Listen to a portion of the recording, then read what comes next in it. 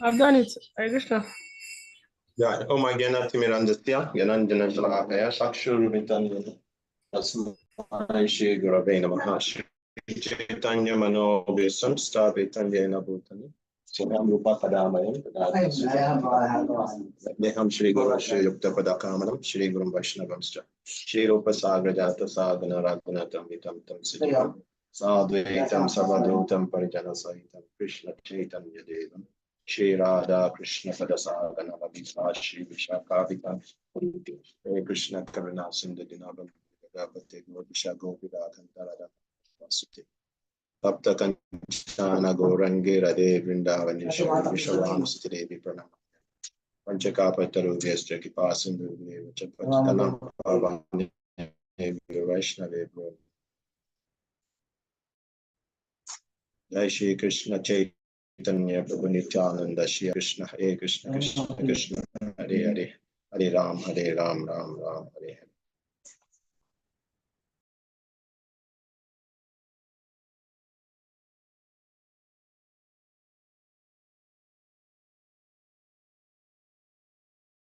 Yes.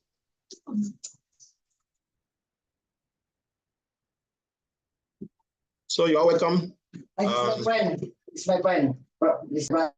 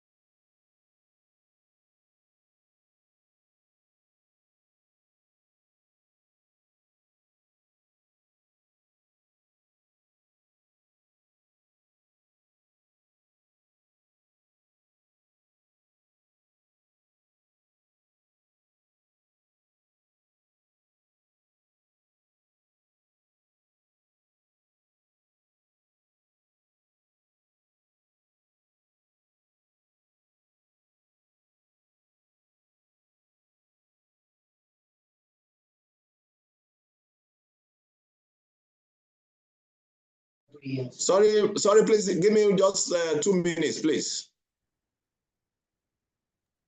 Hare Krishna, Prabhu.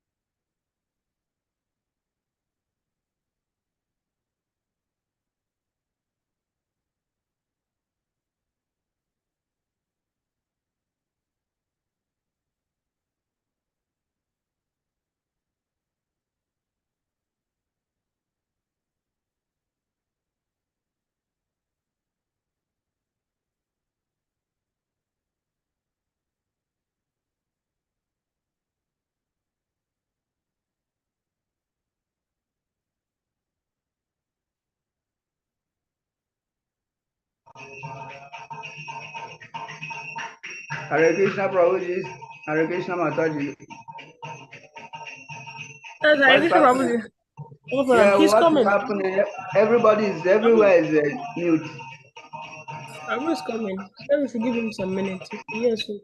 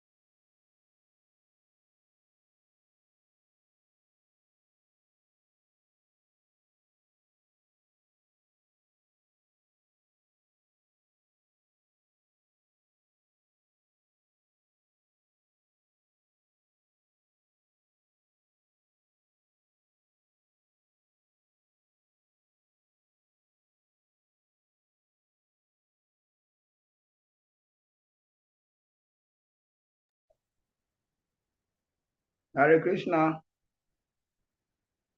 So I'm asking if the class is not holding. Go out. Sir.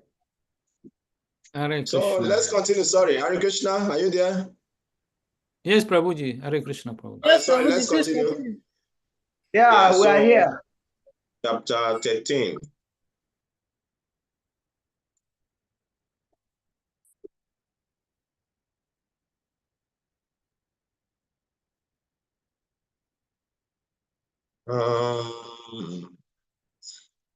So where Korashakti Babu, please remind us where we stopped last week. Yes. Before you went for exam. Yeah, Hare Krishna, Prabhu. Last time we finished with verse 5. Now we are going to continue with verse 6. So, Thank you very much. So you want to yes. tell us, summarize what we did last?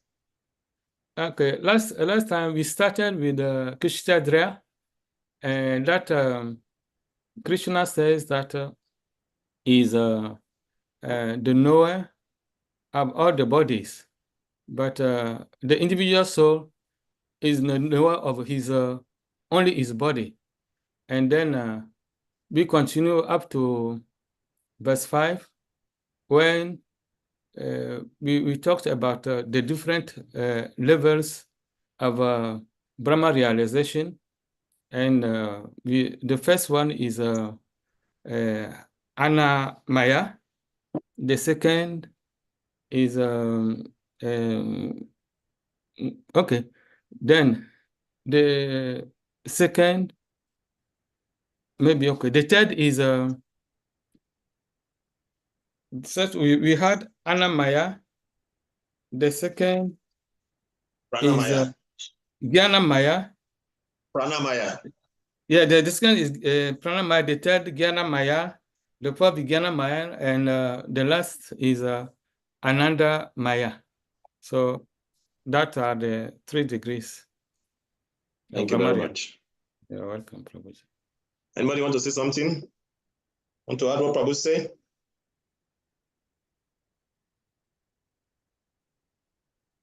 Okay, so let's continue. So we'll continue to test number 6, where Krishna is going to talk about the Kshetra, the ingredient of the Kshetra. So here in chapter 6 and 7, Mahabhutani Ankaro Bodhi Avyaktami Vacha Indriyani Dasya Kamcha Pacha Chendriya Gocharaha Ichadesha Sukam Dukam Sangatashe Tadritihi Ita Chetram Samasena Savikara Mudaritam. So the five great elements: first ego, intelligence, the unmanifested, the 10 senses, and the mind, the 5 senses: object, desire, hatred, happiness, distress, aggregate, the symptoms, and conviction. All these are considered in summary to be the field of activity and its interaction. So do we see the ingredient of the field of activities now and the interactions?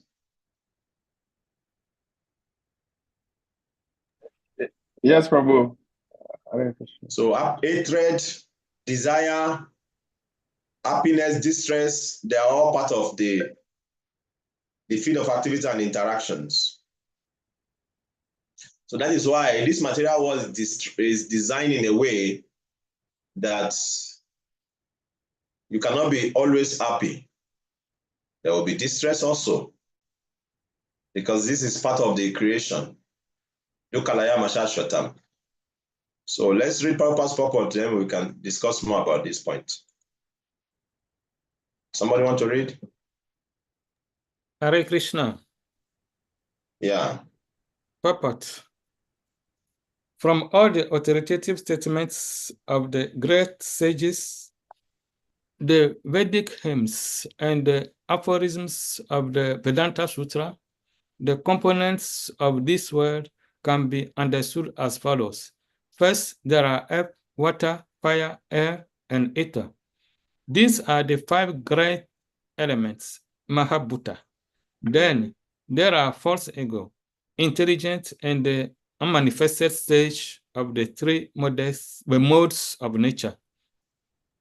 Then there are 5 senses for acquiring knowledge: the eyes, ears, nose, tongue, and skin. Then 5 working senses: voice, legs, hands, anus, and genitals. Then above the senses, there is the mind, which is within, and which can be called the sense within. Therefore, including the mind, there are 11 senses altogether. Then there are the 5 objects of the senses: smell, taste, form, touch, and sound. Now, the aggregate of these 24 elements is called the field of activity. If one makes an analytical study of these 24 subjects, then it can very well understand the field of activity. Then there are desire, hatred, happiness, and distress, which are interactions, representations of the 5 great elements in the gross body. The living symptoms, represented by consciousness and conviction, are the manifestation of the subtle body, mind, ego, and intelligence. These subtle elements are included within the field of activities. The 5 great elements are a gross representation of the false ego, which in turn represent the primal stage of false ego, technically called the materialistic conception, or tamasa buddhi, intelligence in ignorance. This further represents the unmanifested stage of the 3 modes of material nature. The unmanifested modes of material nature are called pradhana. One who desires to know the 24 elements in detail along with the interactions should study the philosophy in more detail. In Bhagavad Gita, a summary only is given. The body is the representation of all these factors, and there are changes of the body which are 6 in number. The body is born, it grows, it stays, it produces byproducts, then it begins to decay, and at the last stage, it vanishes. Therefore, the field is a non-permanent material thing. However, the Kshatriya, the knower of the field, is a proprietor, is different. Its proprietor, sorry, is different. Hare Krishna. Hare Krishna. Thank you very much. So You're welcome. we can see that here Krishna is describing to Arjuna the ingredient of the field of activity, that is the ingredient of creation. And there are many numbers. Who is following? How many numbers?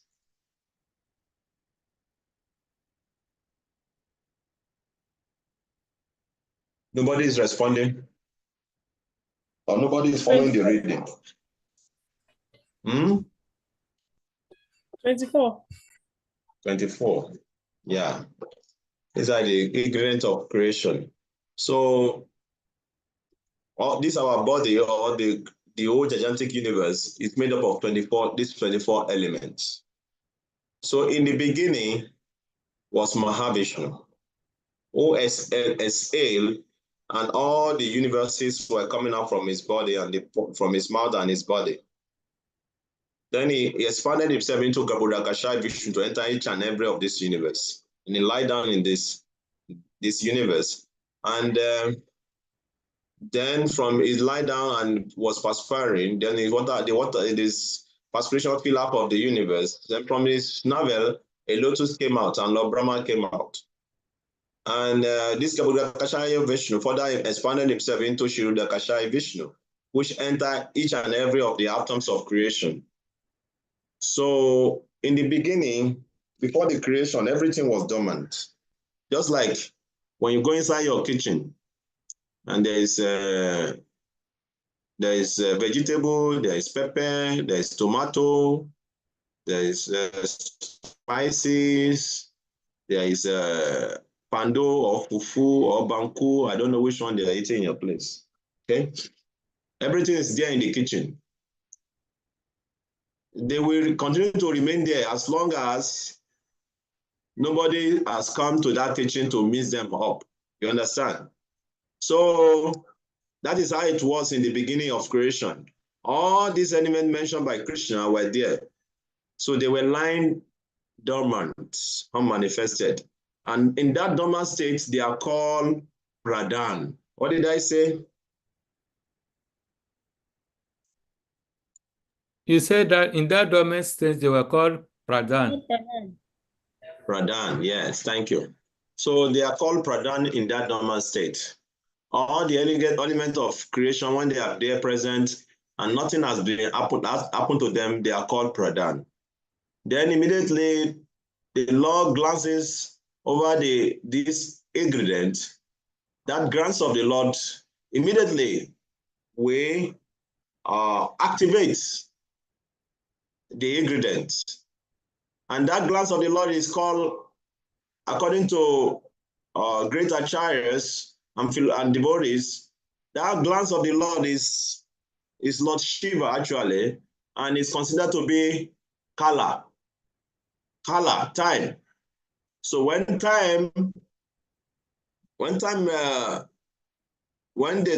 time is activated through the glance of the Lord, then all the ingredients will start mixing under the different modes of material nature. So then when the ingredient mix in the mode of goodness, there's production of the mind, then in the mode of passion, intelligence, and the mode of ignorance, the senses are produced, and the demigods are produced in the mode of goodness, and all those things. So then when the time factor comes in, there is creation. So time is very, very important in creation.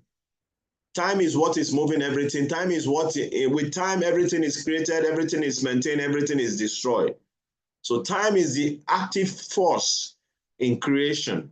And that is why Krishna mentioned in Bhagavad Gita, we study in chapter 11 in the universal form. Krishna says, time I am. Okay, so Krishna manifests himself in the material world in the form of time. With time, all of us, we are growing. Yes, 40 years before, some of us, we are not like this. For 30 years before, some of us, we are not the way we are now. 30 years, 40 years, some of us will be completely different. And like that. And some will be already begun. Some people will be preparing to go. So time influences everything in the creation. So time is very, very important.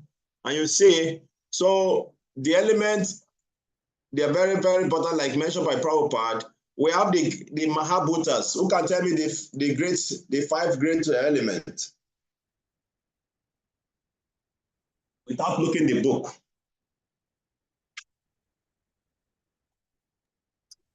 Hare Krishna. Yeah. The 5 Mahabhutas and the earth, fire, water, air, and ether. Thank you very much. Then who can tell me the other ingredients, which is here, Prabhupada said, okay, there are false ego, intelligence, and unmanifest stage of 3 modes of material nature. See, when the 3 modes of material nature not manifested, things are they are inert. Then we have the 5 sense for acquiring knowledge, which are the eyes, the ears, nose, tongue, and skin. Then we have 5 working senses: voice, leg, arms, anus, and genital. Then above these senses, there is the mind. So when you add all these things together with then the super soul, then you get 25 elements. The super soul being the 25th. But if in another school of thought, which we call Sankhya philosophy, the Prabhupada mentioned, the atheistic Sankhya, they are just only about studying this Kshetra, the field of activities, all these elements. The Mahabhutas, the 5 working senses, the 5 knowledge acquiring senses, the mind, intelligence, ego, the unmanifested modes of nature. They just preoccupy themselves studying all these elements. They don't believe in the Supreme Lord being the active force, the one that makes everything to be active. Just like I mentioned in the beginning, if we have all the ingredients in the kitchen and nobody is there to cook, they will continue to be there. So Krishna, the Mahavishnu, is the active force in the creation. By his glance, everything becomes activated. But the atheists, they don't believe in that. They only believe in these 24 elements. They believe that the creation is just the interaction of these 24 elements. But the Vaishnava school, they give their own counter-argument. Just like if you keep all those ingredients in the kitchen, if there's no living entity go there to put them together, those your vegetable, your pepper, tomatoes, they can continue to be there for years and nothing will happen. So similarly also, only because of the glance or the activation of the Supreme Lord, that all these ingredients of creation, these elements, the elements of the Kshetra, only by the mercy of Kshetra Gyan, the super soul, that everything becomes active or activated. So this is a very, very wonderful aspect of this, that Krishna is telling Arjuna about this Kshetra, the component of the Kshetra, the field of activities. Krishna is beginning to go into details, okay? So let's go to the next verse. We have 30 minutes more because I'm going to stop by 4 o'clock for today. Okay, Okay, so we have 8 to 12, which is very, very nice. And this 8 to 12, actually, we may not be able to finish today. We will continue in the next class tomorrow. Because all these things, Krishna Prabhupada is going to explain them one by one. So we'll take them one by one and also explain them. And we'll do some class discussion or group exercise regarding this. Okay.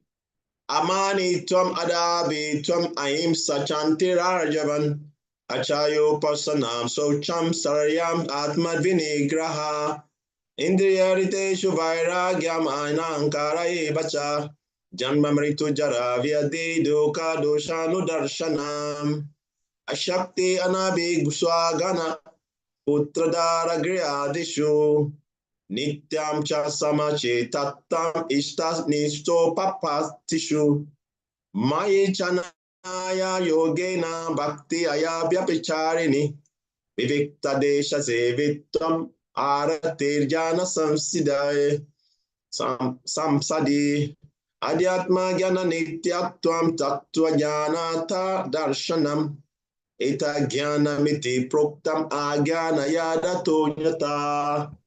So Krishna described the element of knowledge, Gyan. Because Arjuna asked about five questions. So Krishna have already described about Shitra, the component of Shitra, isn't it? In the last verse, we had about the component of Shitra. So Krishna now is describing the component of Gyan, what we call knowledge. And Krishna will say, anything outside this thing I've mentioned here is nothing but ignorance. So Krishna says, what is knowledge? When you say somebody's in knowledge, what does that mean? Humility, pridelessness, non-violence, tolerance, simplicity, approaching a bona fide spiritual master, cleanliness, steadiness, self-control, renunciation of the object of sense gratification, absence of false ego, the perception of evil of birth, death, old age, and disease, detachment, freedom from entanglement with children, wife, home, and the rest, evil-mindedness amid pleasant and unpleasant events, constant and unalloyed devotion to me, aspiring to live in a solitary place, detachment from the general mass of people, accepting the importance of self-realization, and philosophical search for the absolute truth. All these are declared to be knowledge. And beside this, whatever there may be, is ignorance. This is Krishna speaking. Okay?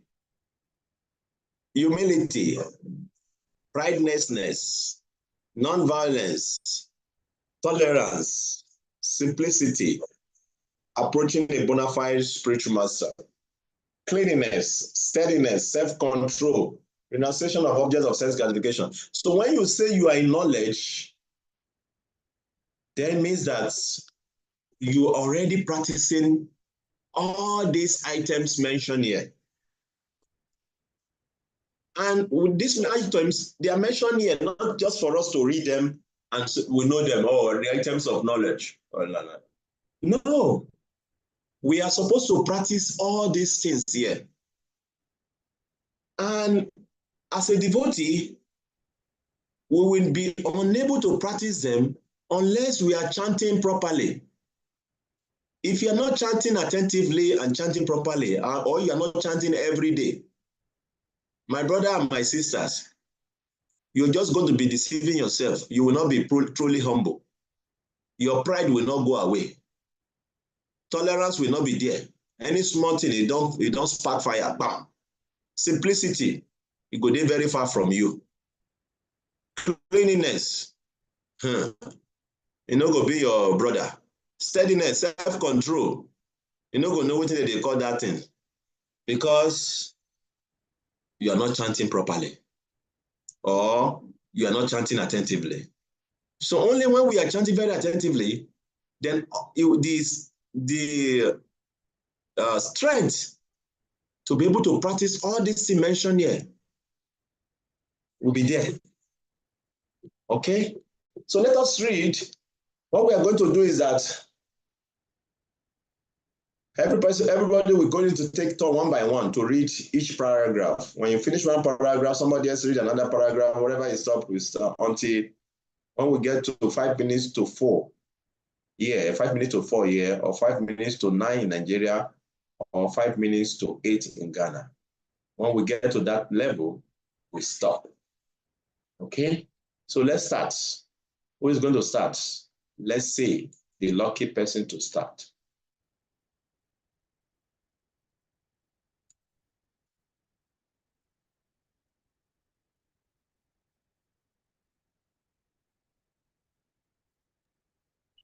Hare Krishna. Okay. Hare Krishna. I was thinking nobody is lucky. Okay. So we have All right. person. Okay. Hare Krishna. Then purport. This process of knowledge is sometimes misunderstood by less intelligent men as being the interaction of the field of activity. But actually, this is the real process of knowledge. If one accepts this process, then the possibility of approaching the absolute truth exists. This is not the interaction of the 24 elements as described before. This is actually the means to get out of the entanglement of those elements. The embodied soul is entrapped by the body, which is a casing made of the 24 elements, and the process of knowledge is as described here is the means to get out of it. Of all the descriptions of the process of knowledge, the most important point is described in the first line of the 11th verse. Maya Chanaya Yogena Bhakti Avya Bicharane. The process of knowledge terminates in unalloyed devotional service to the Lord. So, if one does not approach or is not able to approach the transcendental service of the Lord, then the other 19 items are of no particular value. But if one takes to devotional service in full Krishna consciousness, the other 19 items automatically develop within him. As stated in Srimad Bhagavatam 5:18-12, Yashyati Bhakti Bhavati Akinchana Sarve Gunetara Samusete Suraha. All the good qualities of knowledge develop in one who has attained the stage of devotional service. The principle of accepting a spiritual master, as mentioned in the 8th verse, is essential. Even for one who takes to devotional service, it is most important. Transcendental life begins when one accepts a bona fide spiritual master. The Supreme Personality of Godhead, Sri Krishna, clearly states here that this process of knowledge is the actual part. Anything speculated beyond this is nonsense. Hare Krishna. Thank you. So, Hare Krishna. wait, let me finish. Thank you. Okay. So you can see in the beginning of the explanation, Prabhupada clearly mentioned there are some other school of thought who thought that these things mentioned here by Krishna, they are the interactions of the field of element. Prabhupada say actually these things mentioned here, this is not the interaction of the 24 elements. This actually means to get out of the entanglement of those 24 elements, because we are entrapped in the 24 elements we read in the previous one. Object of the senses, 5 working senses, the cross, the Mahabhutas. We are entrapped, we are engaged in those elements. Only when we follow or practice these things mentioned by Krishna from this 8 to 12 verses, that we can actually be free from those So we have to practice these qualities, very, very important. And Prabhupada mentioned in that beginning of that paragraph that when we engage in devotional service, naturally all those qualities will come. How? Like I was mentioning in the beginning, that unless we chant very attentively, that strength to practice will not come, or those qualities will not manifest in us. Only when we chant very attentively. That is what Prabhupada say, 99% of our devotional advancement depend on our chanting. So when we chant, then it's easier for us to be humble. It's easier for us to be tolerant, to be, free from pride, and all the other things mentioned. It'd be easier for us to surrender to a guru and all those things. So devotional service is the key for us to be able to access this knowledge, or the ingredient of knowledge mentioned here. So we have to understand all this. So Papa is going to give further explanation about each and every one of them. So let's continue to listen to this explanation. Okay? Let me share it so that we continue our reading.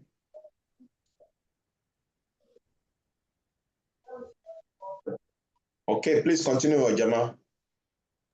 All right, Hare Krishna.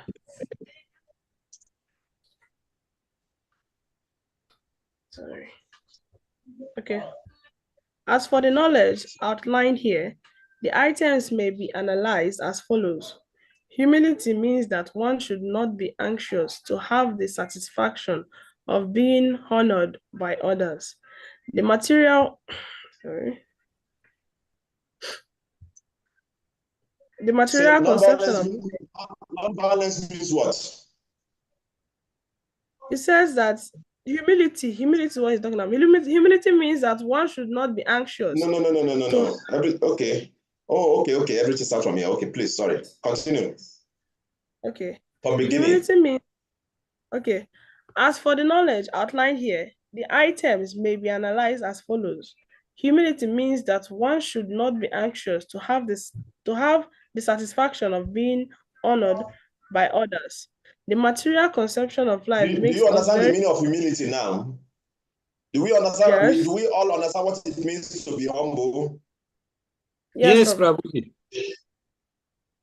Means that you are not always anxious for respect. You are not anxious for somebody to respect you. Chaitanya Prabhu gave the definition also in Shikshastakam. One should be humbler than a blade of grass, taller than a tree, devoid of all sense of prosperity, and should be ready to offer respect without expecting a return. So when you are not anxious to have the satisfaction of being honored by others, that means that you are humble. Please continue. Hare Krishna. The material conception of life makes us very eager to receive honor from others, but from the point of view of a man in perfect knowledge, one who knows that he is not this body, anything, honor or dishonor, pertaining to this body is useless.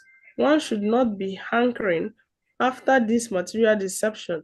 People are very anxious to be famous for their religion, and consequently, sometimes it is found that without understanding the principles of religion, one enters into some group which is not actually following religious principles, and then wants to advertise himself as a religious mentor. As for actual advancement in spiritual science, one should have a test to see how far he is progressing. He can judge by these items. Hare Krishna. So you can judge how much advancement you are having in spiritual life by how much humility you are developing. Very, very important. Okay. And now we have already seen the definition of humility.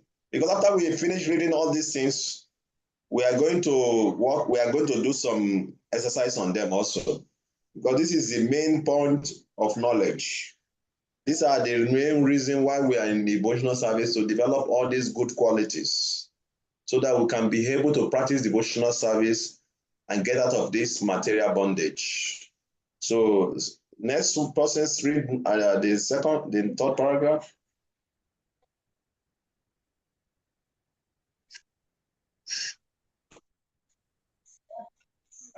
Hare Krishna. Hare Krishna, Prabhu. Hare Krishna, please go ahead. Thank you. Non-violence is generally taken to mean not killing or destroying the body, but actually non-violence means not to put others into distress. People So what is in the meaning of general non-violence now? Not to not put to others into put distress. into Yeah, so non-violent doesn't mean to not to kill somebody. But if you put others into distress, then you are committing violence. So let's hear what Prabhupada is saying again. Continue. People in general are trapped by ignorance in the material concept of life, and they perpetually suffer material pains. So unless one elevates people to spiritual knowledge, one is practicing violence. One should try his best to yeah. Do we understand should- now? Yeah. If we are not going out to preach, we are committing violence. If you are just sitting in the temple and eating and sleeping, you are all committing violence. Did you understand now? Yes, Prabhuji. How many of us committing violence already? If you are not going out to preach, you are doing what? Violence. Yes, you are practicing violence. Continue. One should try his best to distribute real knowledge to the people so that they may become enlightened and leave this material entanglement. That is non-violence. Thank you. Now, do we all understand the meaning of non-violence now? According to Prabhupada's explanation. Yes, Prabhuji. If you are not preaching, you are committing violence. We just want to sit down in the temple, take prasadam and sleep. Hey, let's go and preach. Oh, I don't feel like preaching. You are a violent devotee. Okay.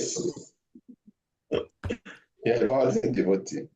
So we should all practice non-violence by trying our best to share this knowledge with others. Very, very important. Okay, let's read about tolerance. I think we will stop on tolerance.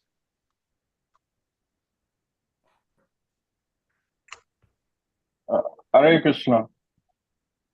Yeah, Tolerance. Hare Krishna, please. Hare Krishna. Tolerance means that one should be practiced to bear insult and dishonor from others. If one is engaged in the advancement of spiritual knowledge, there will be so many insults and much dishonor from others. This is expected because material nature is so constituted. Even a boy like Prahlad, who only 5 years old, was engaged in the cultivation of spiritual knowledge, was endangered when his father became antagonist to his devotion. The father tried to kill him in so many ways, but Prahlad tolerated him. So there may be many impediments to making advancements in spiritual knowledge, but one should be tolerant and continue our progress which with determination. Hare Krishna. Thank you. So you understand what tolerance means now? Some people will insult you, they will curse you, you don't retaliate.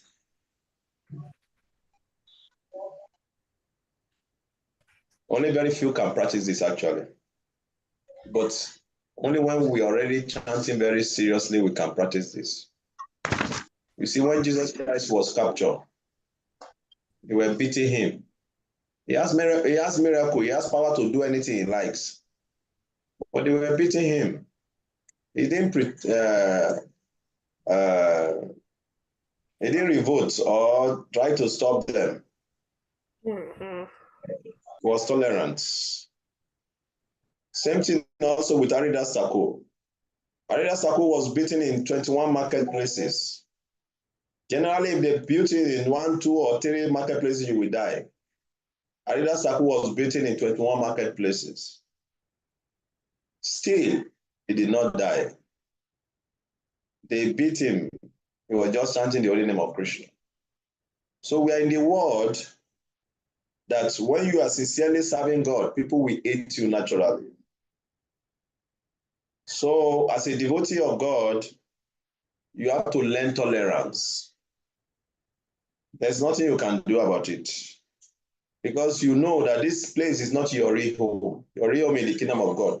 So you have to learn to tolerate the insults and wrongdoing of others. That is the only way you can remain steady on the path to the kingdom of God.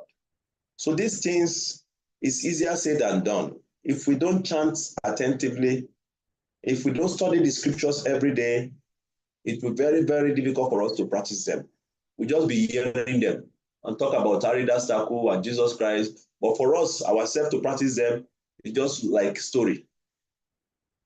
But actually, for us to be liberated from the bondage of this world, we really need to practice all these things practically. And Krishna is going to be bringing those tests for us. Somebody will come and insult you. They will criticize your name. They will gossip about you. What is your reaction about that? You are going to be tested. So we have to practice humility, tolerance, and non-violence. Very, very important. You have to go out and preach. Leave the comfort of your temple or your house, wherever you meet, whomever you meet, tell them about Krishna. In that way, you are planting the seed of bhakti in someone. You are trying to mitigate someone's pain in this world by giving them the part of devotional service. Because everyone who is not on the part of bhakti, they are suffering great pain in this material world. They are undergoing different kinds of miseries. And until we realize this, that is our duty after getting this knowledge to share this knowledge to help them to mitigate these pains, we are committing violence. So we are going to stop in all the 3 we have read today. We'll continue from tomorrow, from where we stop. Any comment quickly and question we take? If not, we can stop here. I'm just trying to warm you up. I have appointment, trying to warm you up. You're just coming from exam. So let's do 1 hour today. Then tomorrow we will continue. And then from upper week, we can go fully into our 2 hours. Any comment, contribution, or question?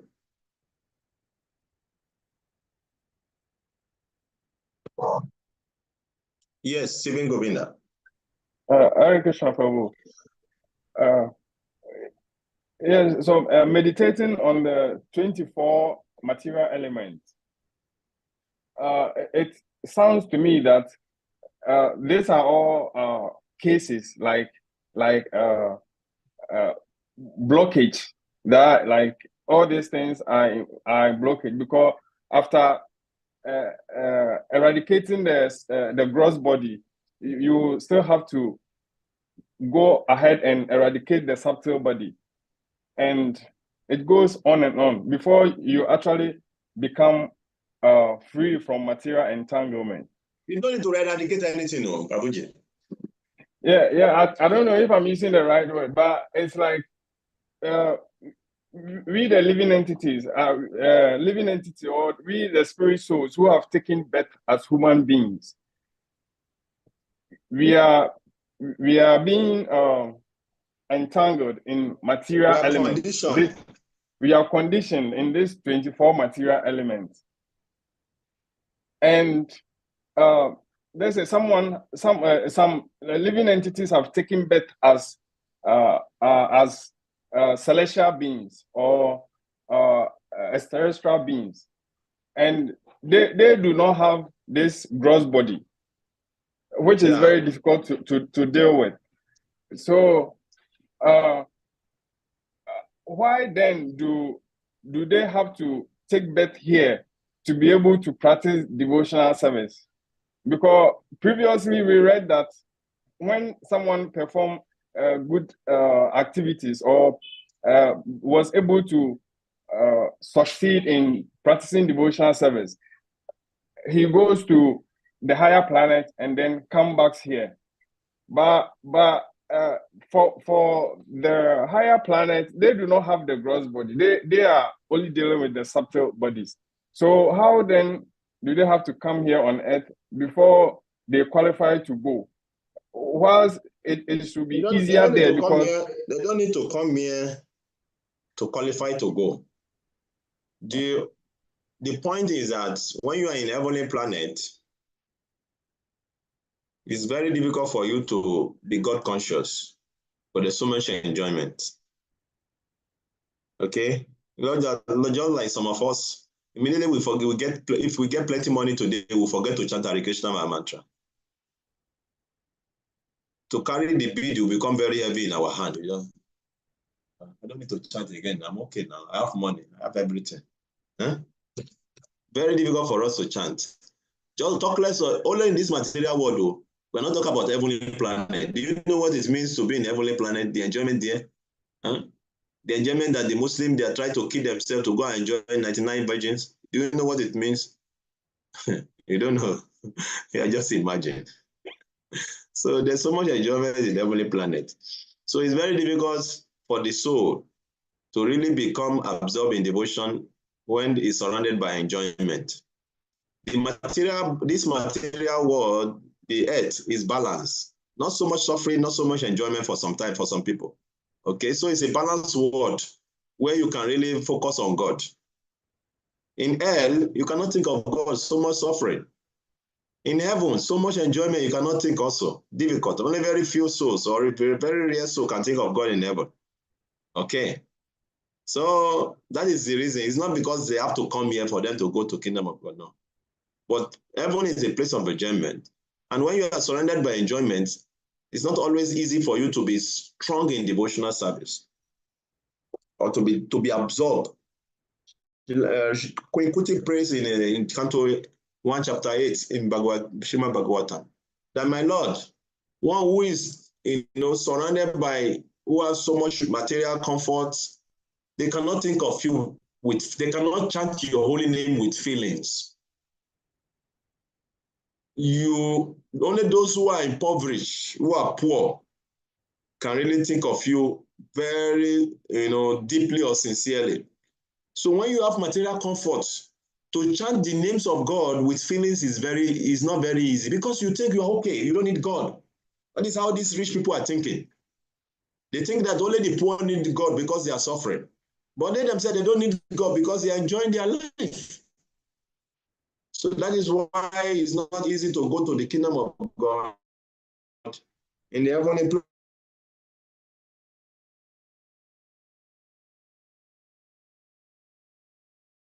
planet, because it's a place of enjoyment. And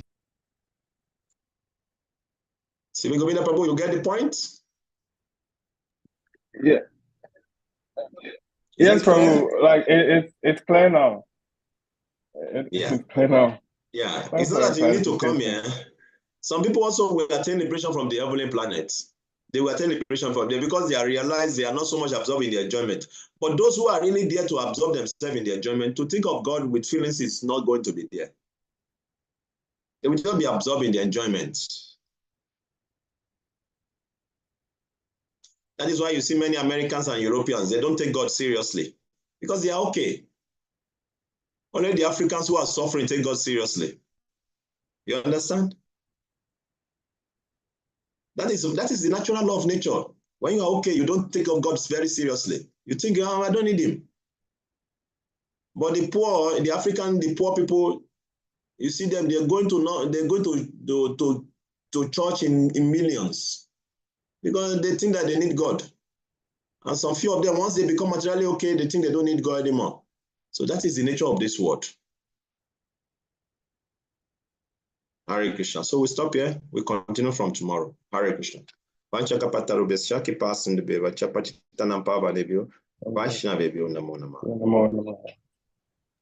see you tomorrow. Yes.